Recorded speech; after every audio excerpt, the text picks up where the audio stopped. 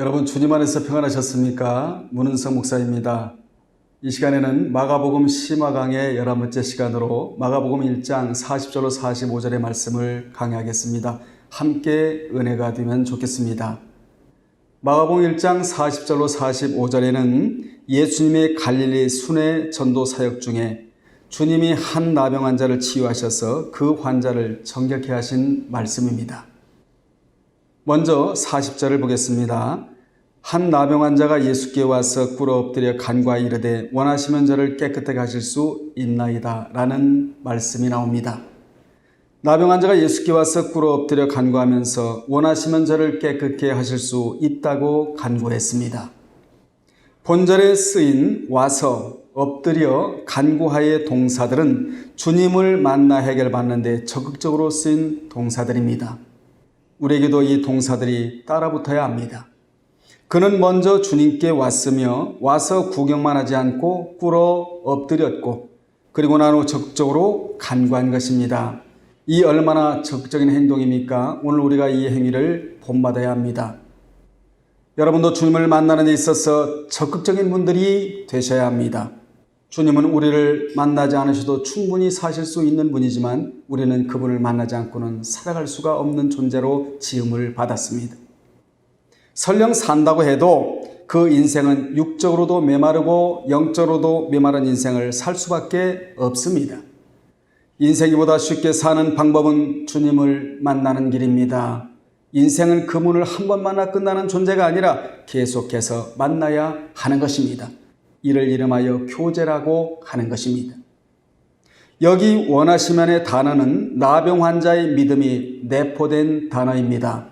그 사람의 믿음을 반영한 단어란 말입니다.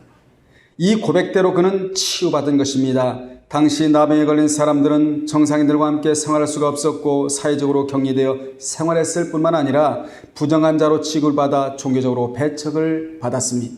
그러나 이들이 하나님께 예배드리는 일은 제한적으로나마 허용되어 회당의 한 구석에 칸막이 너머에 모여 예배를 드렸습니다.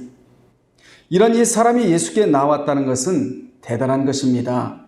그는 도저히 예수께 나올 수 없는 환경을 해치고 밀치고 나온 것입니다.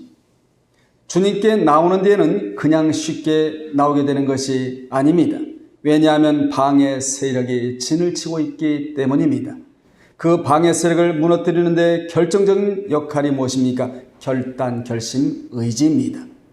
마귀는 결단하는 자, 결심하는 자, 의지의 사람을 꺾을 수가 없습니다. 왜냐하면 이런 사람은 기어이 이길 수 없기 때문입니다.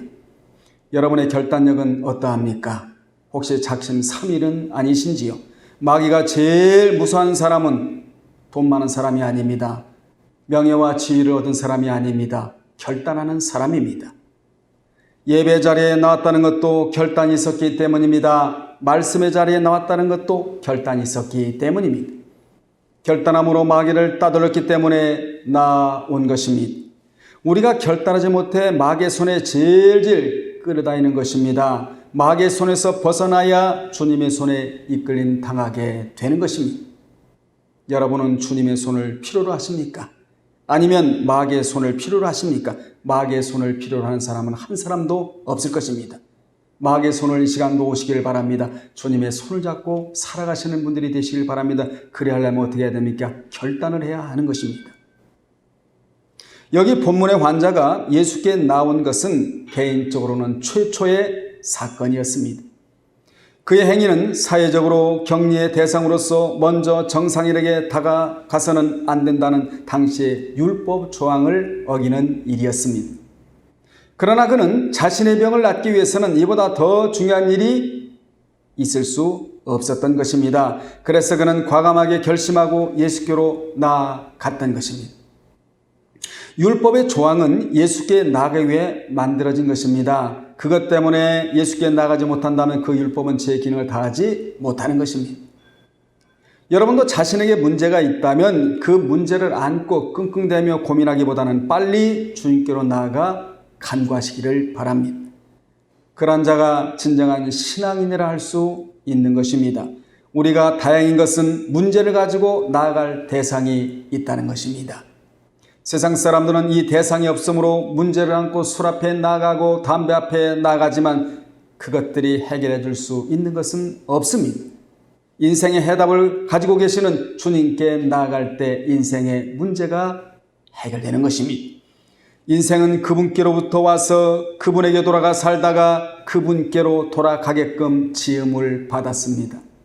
이 과정을 무시하면 인생은 꼬이게 되고 잘못 사는 것입니다. 그러나 이 과정대로 살면 잘 살게 되는 것이지요. 비록 가난하게 살아도 잘 사는 것이고 산촌에 살아도 잘 사는 것이고 어촌에 살아도 잘 살았다는 평가를 받게 되는 것입니다. 그 환자는 주님께 나아가 꿇어 엎드렸다고 했는데 이는 극도의 존경심을 표현하는 겸손한 행위를 의미합니다. 그는 비록 몸은 만시창이가 되었지만 인격은 겸손한 자라서 그는 주님만을 의지하는 가장 겸손한 자세를 보인 것입니다. 그래서 그는 주님 앞에 꿇어 엎드려 원하시면 저를 깨끗하게 하실 수 있나이다 라고 간구한 것입니다. 여기서 우리는 그가 주님에게는 병 고치는 능력이 있으며 그분은 일반 의인과는 달리 지금 당장 낫게 하는 신적 능력을 가진 메시아로 믿었다는 것을 볼 수 있습니다. 뿐만 아니라 그는 병의 치료를 나타내는 객관적 용어인 고치다라는 테라피오의 단어를 사용하지 않고 깨끗하게 하다, 깨끗게 하다라는 카다리조라는 단어를 사용하여 주님이야말로 세 가지 불결함이라고 하는 육체적인 불결함과 도덕적인 불결함과 종교적인 불결함을 깨끗게 치료해 줄 분으로 믿었기에 매우 갈급한 심정으로 간구한 것입니다. 이렇게 그는 간구하는 자의 마땅한 자세를 갖추고 간구했는데 이렇게 간구하자 주님이 즉각 반응하셨는데 어떻게 반응하셨습니까? 그를 불쌍히 여기신다는 반응을 하셨습니다. 그 말씀이 바로 41절에 나옵니다. 주님이 괘씸히 여기시면 치료는 물 건너가지만 주님이 불쌍히 여기시면 한 방에 끝나는 것입니다. 41절을 읽겠습니다. 예수께서 불쌍히 여기사 손을 내밀어 그에게 대시며 이르시되 내가 원하노니 깨끗함을 받으라 하시니 라는 말씀이 기록되어 있습니다. 나병 환자의 치유된 간구를 들으신 예수님의 감정은 그를 불쌍히 여기시는 감정이었습니다. 원문대로 직역하면 그리고 그의 마음이 감동되어서입니다. 여기 불쌍히 여기사는 그렇게도 유명한 스플랑크니 조마이로 이는 원래 인간의 내장을 가리키나 점차 사랑이나 애타는 마음이란 뜻을 갖게 된 스플랑크논에서 유래하여 찢어질 듯한 마음을 뜻합니다. 주님은 이러한 마음으로 그에게 손을 대시며 내가 원하노니 깨끗함을 받으라고 하셨습니다. 주님은 그가 자신에게 와서 지푸라기라도 잡는 심정으로 꿇어 엎드려 간구하자 당장 깨끗함을 받으라고 하셨습니다. 그 당시 그 환자는 주님을 가난한 목수의 아들로 알지 않고 주님 안에 감추어진 메시아의 본질을 인식했습니다. 그래서 주님이 원하시면이라고 고백을 했는데 이는 모든 결정을 주께 맡기고 따르겠다는 겸손한 입장을 취한 것입니다. 주님은 그의 원하시면에 내가 원하노니 깨끗함을 받으라고 응답해 주셨습니다. 여기서 우리는 주님께 구할 때 그분의 뜻을 먼저 물어야 함을 알게 합니다. 일방적으로 요구하는 기도가 아닌 주님의 뜻에 맡기는 기도가 응답된다는 것을 우리로 하여금 알게 합니다. 하나님은 이러한 기도에 응답하실 준비가 되어 있습니다. 이러한 말씀이 시편 50편 15절에 마태 7장 7절에 나오는데 먼저 시편 50편 15절에 보면 환난 날에 나를 부르라 내가 너를 건지리니 내가 나를 영화롭게 하리로다 라는 말씀이 나오고 마태 7장 7절에는 구하는 이마다 얻을 것이라고 주님이 제자들에게 말씀하신 내용이 나옵니다. 이러한 말씀은 도울 능력이 있다는 말씀 아니겠습니까? 여러분도 자신의 생각이나 의지를 앞세워 일방적으로 요구하지 말고 하나님의 주권을 인정하며 하나님의 뜻을 따르겠다는 기도를 드리시기를 바랍니다. 주권을 인정하는 기도는 어떤 기도입니까? 돼도 감사, 안 돼도 감사, 잘 되면 더 감사하는 기도입니다. 사실 알고 보면 안 된 것도 없는 것입니다. 왜입니까? 주님과 교제한 부분 시간이 남아있기 때문입니다. 기도하는 시간에 능력이 생산되지 않습니까? 그래서 기도하는 백성은 망하지 않는다는 말이 바로 이러한 말입니다. 42절에 곧 나병이 그 사람에게서 떠나가고 깨끗하여 진지라 라는 말씀이 나옵니다. 예수께서는 애타는 마음과 불쌍히 여기시는 마음으로 나병 환자의 병을 깨끗하게 고쳐주셨습니다. 주님이 간구하는 자를 자세히 보시는 영적 렌즈가 있는데 그 영적 렌즈가 무엇입니까? 바로 불쌍히 여기심입니다. 당시 환자는 불병에 걸려서 사람들로부터는 철저히 소외된 자였지만 다행인 것은 주님에게는 소외되지 않았다는 것입니다. 인간들은 그를 소외했지만 주님만은 그를 안으셨습니다. 이와 같이 주님은 언제나 곤경에 처한 자들을 동정하시고 외면치 않으십니다. 그러므로 인간의 위기가 왔을 때가 바로 어느 때입니까? 기도가 움직여야 할 때입니다. 기도가 움직이면 주님의 마음도 동시에 움직여지는 것입니다. 43절입니다. 원문에 보면 그리고 그는 그에게 강력히 경고하셨다. 이렇게 기록되어 있습니다. 그러면 예수께서 자신이 병 고치신 사실을 알리지 말 것을 강력히 경고하신 이유가 무엇입니까? 크게 두 가지인데, 첫째, 예수님의 사역의 본질을 왜곡시키지 않게 하기 위해서였습니다. 즉 예수님의 사역의 본질은 기적을 통한 병 고침이 아니었고 회개와 사함을 통해 하나님 나라의 복음을 확장시키고 사람들에게 생명을 주는 일이었습니다. 이란 말씀이 요한복음 10장 10절 11절에 기록되어 나오는데 거기에 보면 도둑이 오는 것은 도둑질하고 죽이고 멸망시키려는 것뿐이요 내가 온 것은 양으로 생명을 얻게 하고 더 풍성히 얻게 하려는 것이라. 나는 선한 목자라 선한 목자는 양들을 위하여 목숨을 버리거니와 라는 말씀입니다. 따라서 많은 사람들이 이 본질을 망각하고 자신의 현재적 소원을 이루기 위해 예수님을 찾는 일을 경계하신 것입니다. 두 번째로 아직 때가 이르지 아니하였기 때문입니다. 마가는 이러한 사실을 마가복음 3장 12절과 마가복음 8장 30절에서도 밝혔습니다. 이는 예수께서 메시아로서 자의식이나 확신이 없었기 때문이 아니고 하나님의 정하신 시기 때를 기다리기 위해서였습니다. 44절에 무슨 말씀인지 가서 보겠습니다. 이르시되 삼가 아무에게 아무 말도 하지 말고 가서 내 몸을 제사장에게 보이고 내가 깨끗하게 되었으니 모세가 명한 것을 드려 그들에게 입증하라 하셨더라 라는 말씀이 43절에 기록되어 나옵니다. 본절에 모세에 명한 것이란 모세의 율법에 부정한 자가 정결함을 입었을 경우에 제사장에게 가서 드려야 할 제물들을 가리킵니다. 정결의식이 기록된 레위기의 규례로 보면 이는 산새 2마리, 백향목, 홍색실 그리고 우슬초였고 다시 8일 후에 드려야 하는 것으로는 흠없는 어린 순양들과 암양 1마리였습니다. 이외에 소제물과 기름도 함께 드렸습니다.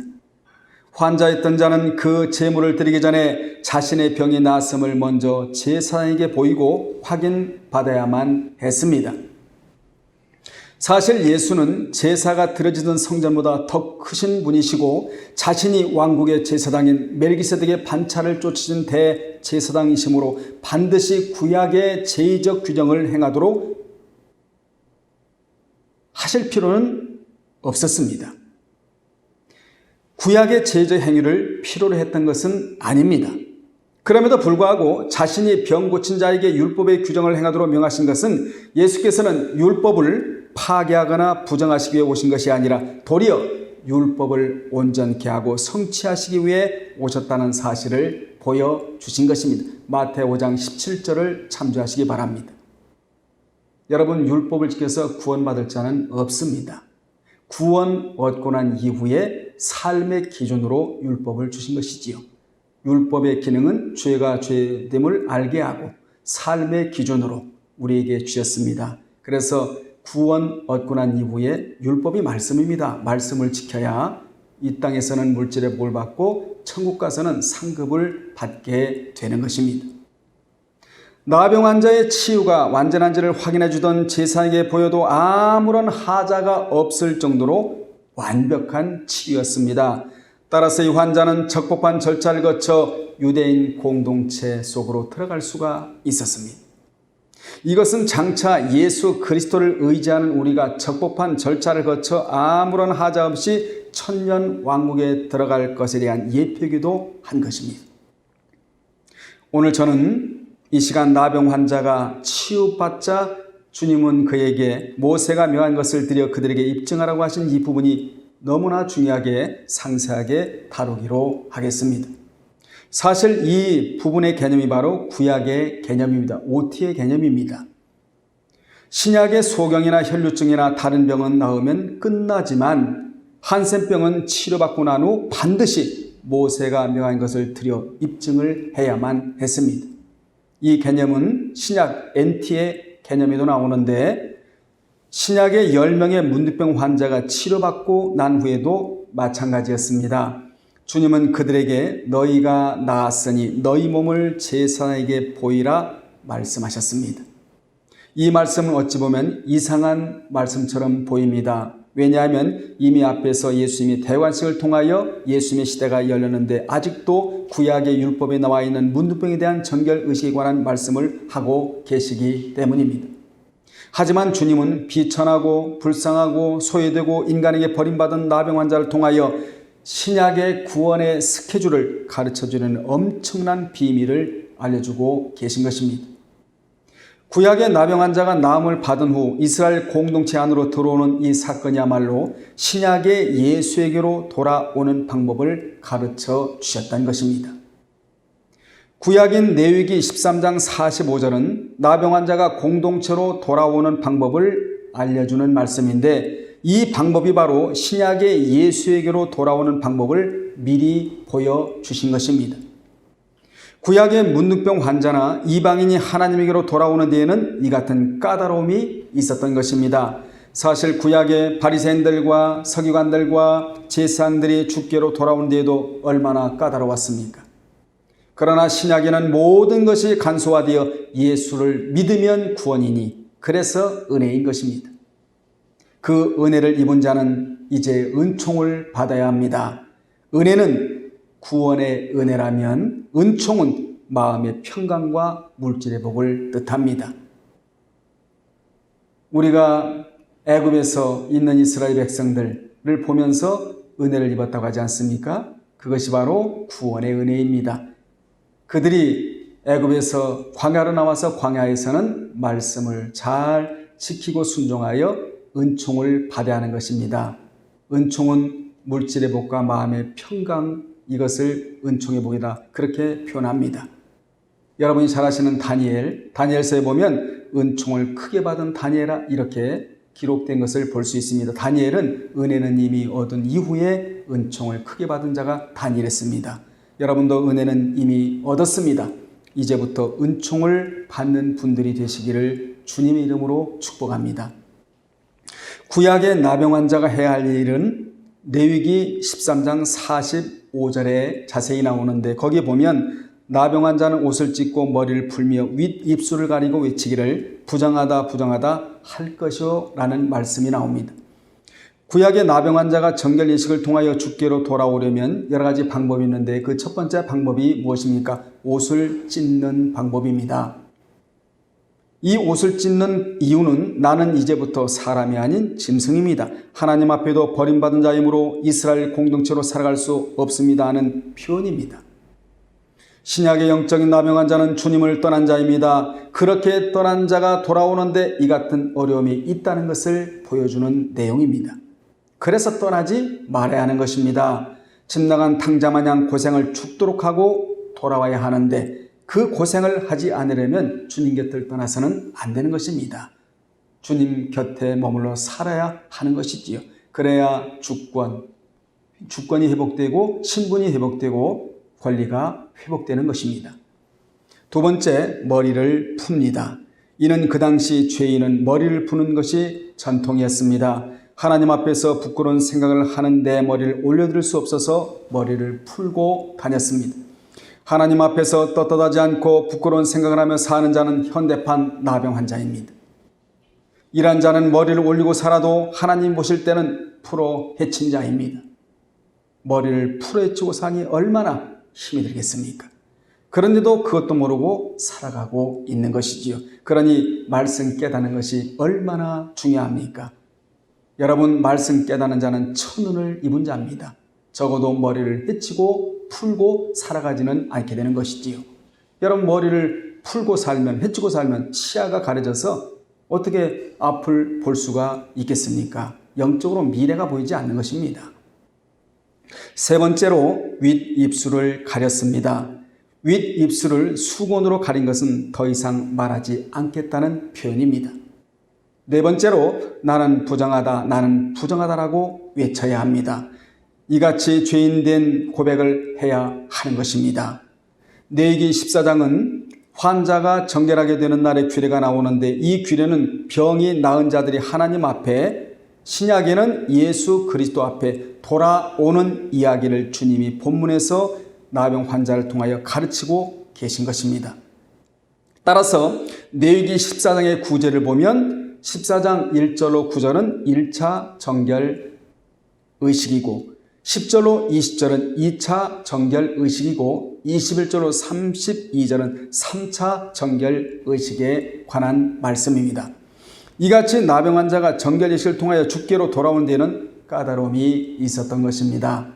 그러면 첫 번째 정결 예식의 방법은 무엇입니까? 나병 환자가 정결하게 되는 날의 규례에 따르면 그 사람을 제사장으로 데려가면 제사장은 진영에서 나가 진찰하여 그 환자의 환부가 나았으면 제사장은 그 정결함을 받을 자에게 명령하기를, 첫째, 살아있는 정결한 새 2마리와 백향목과 홍색실과 우슬조를 가져오게 하고, 두 번째로는 한 마리 새에는 고인물이 아닌 흐르는 물에서 잡게 하고, 흐르는 물에서 잡는 것은 십자가의 죽음을 상징합니다.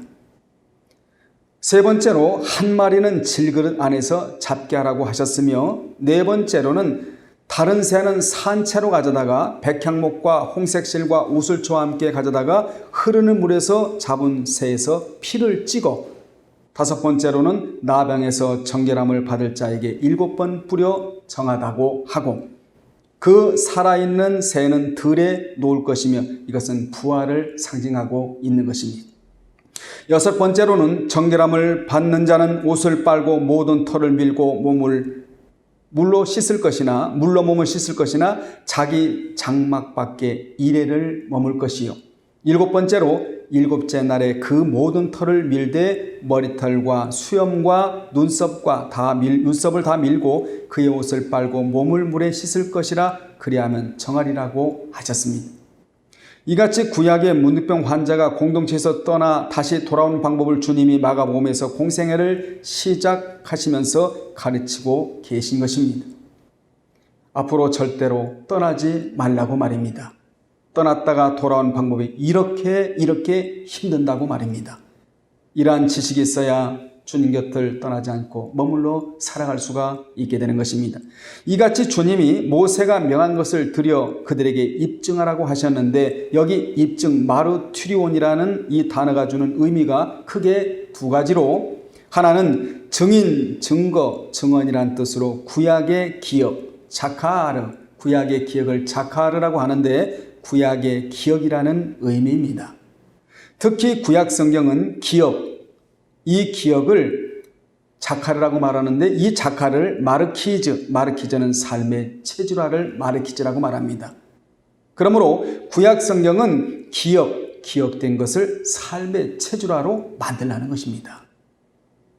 기억한 것을 삶의 체질화로 만들라는 것이 구약 성경이 주는 사상입니다. 공산국가는 이를 수행하라고 그렇게 말합니다. 여러분, 말씀을 기억만 하고 있으면 무슨 소용이 있겠습니까? 삶으로 만들어 나가야 되는 것입니다. 삶으로 엮어내야 되는 것입니다. 삶으로 체질화를 시켜 나가야 되는 것입니다.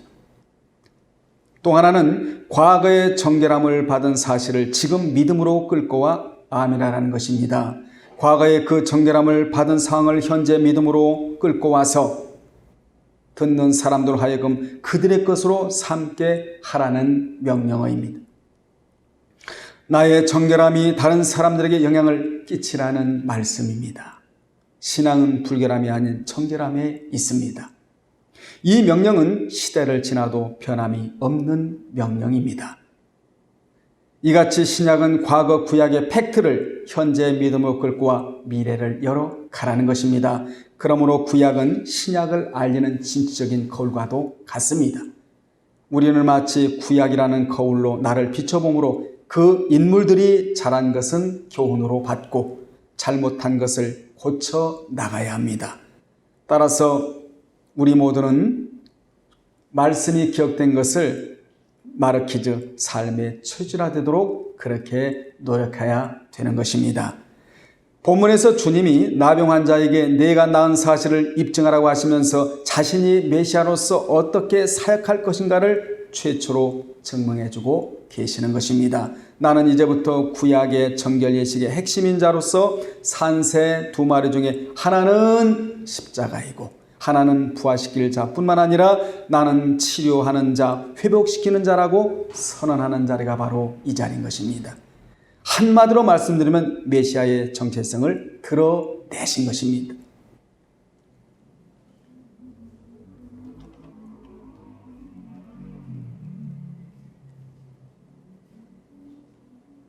이제 45절로 가겠습니다. 그러나 그 사람이 나가서 이 일을 많이 전파하여 널리 퍼지게 하니 그러므로 예수께서 다시는 드러나게 동네에 들어가지 못하시고 오직 바깥 한적한 곳에 계셨으나 사방에서 사람들이 그에게로 나아오더라 라는 말씀이 나옵니다. 예수님으로 말미암아 나병에서 치유받은 사람은 그동안에 자신의 병으로 인하여 자신을 소외시키고 부정한 자라고 멸시했던 사람들에게 가서 자신이 병 고침을 받게 된 경우를 오랫동안 큰 소리로 전하고 다녔던 것입니다. 이 일로 인하여 예수께서는 병 고치는 자로만 부각되어 복음 전파의 사역은 방해를 받았습니다. 마가는 이러한 사실을 다시는 드러나게 동네에 들어가지 못하게 하시고라는 표현으로 전달하고 있습니다. 이같이 그 나음받은 자의 전파에 기적과 치유의 높은 기대치를 갖게 된 동네 사람들은 예수께 대한 그들의 기대를 더욱 고조시켰으며 이에 예수께서는 동네에 들어가 회당을 중심으로 복음 전파를 계속하실 수 없게 된 것입니다. 그는 병이 나으면 삼가 아무에게도 말하지 말라는 경고에는 순종하지 않은 오점을 남겼습니다. 그 말씀까지 순종했으면 좋았을 뻔했는데 말입니다. 이것이 인간의 한계입니다. 여기서 우리는 복음을 증거해도 주님의 뜻대로 증거해야 함을 알 수 있습니다. 인위적이고 인간적인 방법으로 증거해서는 안 되고 성경적인 방법으로 증거해야 함을 알 수 있습니다. 쉽게 말씀드리면 교회에 나오면 자전거 한 대씩 준다고 증거해서는 안 된다는 것입니다. 우리는 복음 자체에 능력이 있다는 것을 알아야 합니다. 교회는 자전거를 나눠주는 것이 아닌 복음을 나눠주는 곳이 되어야 합니다. 은과 금은 내게 없거니와 내게 있는 것으로 내게 주노니 곧 나사렛 예수 그리스도의 이름으로 걸으라. 베드로가 나면서 안 든 병이 된 자에게 무엇을 나눠줬습니까? 복음을 나눠준 것입니다. 그 복음이 한 생명을 일으키고 살렸던 것입니다. 바울이 아덴에 가서 교회를 세우지 못하고 돌아와야 했던 것은 철학의 지역에서 철학으로 맞섰기 때문입니다. 필로소피아, 철학 대 철학이 맞섰기 때문입니다. 그렇게 실수하고 난 후의 고백이 바로 고린도전서 2장 1절로 5절인데 그의 고백이 무엇입니까? 복음을 전할 때 성령이 나타나지 않을까 벌벌 떤다는 고백이었습니다. 그러면서 복음을 전할 때 말과 지혜의 아름다운 것으로 안 하겠다는 것입니다. 그리스도와 십자가에 못 박히신 것 외에는 아무것도 알지 않기로 작정했다고 그렇게 고백을 했습니다. 그는 내 말과 내 전도함이 설득력 있는 지혜의 말로 하지 않겠다고 했습니다. 그러므로 설교는 사람이 듣기 좋게 꾸며서는 성령의 역사가 없습니다. 성령의 역사가 없는 설교는 죽은 설교입니다. 변화를 시킬 수가 없는 설교입니다. 그분이 역사하셔서 변화가 일어나지, 그분이 역사하지 않으면 변화가 일어나지 않지 않습니까? 여러분은 복음을 증가해도 성경에 맞는 방법을 선택하시기를 바랍니다. 결론 내리겠습니다. 우리가 주님을 드러내는 증인의 삶을 살지 않으면 가장 비천하고 천대받는 문득병 환자를 통하여서라도 하나님의 사역을 증명하고 드러내시기를 원하십니다. 우리가 이 일을 외면하면 하나님은 차라리 돌들을 들어서라도 소리 지르게 하신다고 하셨기에 우리가 증인의 삶을 살아야 할 이유가 여기에 있습니다. 그러면 증인의 삶이란 무엇입니까? 과거의 사실을 현재의 믿음으로 끌고 와서 그 듣는 이로 하여금 현재뿐만 아니라 미래에도 계속하여 일어나게 하는 것이 증인의 사역입니다. 그것 때문에 오늘도 성경 말씀이 살아서 역사하는 것입니다. 우리가 증인의 삶을 살면 오늘도 성경에서 일어났던 그 역사가 동일하게 일어나는데 여러분 곁에 그 같은 역사가 계속적으로 일어나는 그러한 주인공들이 되시기를 주님의 이름으로 축원합니다. 다음에 또 전해드리겠습니다. 주님 안에서 평안하십시오.